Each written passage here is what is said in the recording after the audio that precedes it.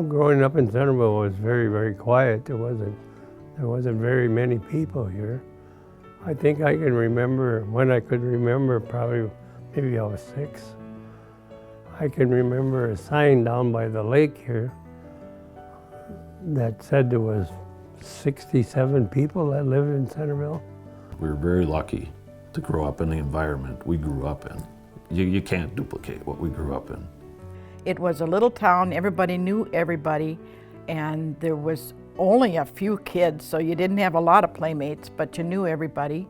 I found a newspaper clipping that my father had saved, and they had interviewed Joe Peltier. He was the guy that owned Kelly's Bar. I think he might have been the very first owner of Kelly's Bar. It was called Peltier's back then. And he says it was a wonderful place. He says it was, growing up as a kid, all he ever did was hunted and fished, and everybody did. And he says it was just a wonderful place to grow up, you know.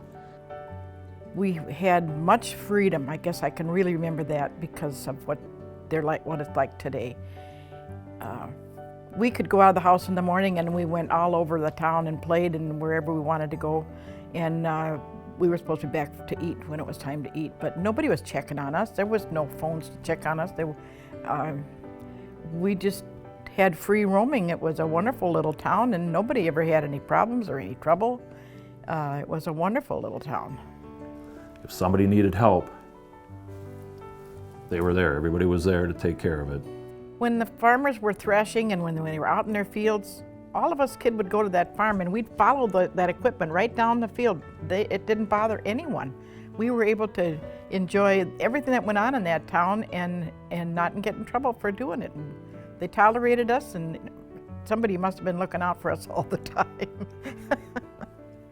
Everybody took part in making this community a great community. I mean, everybody cared.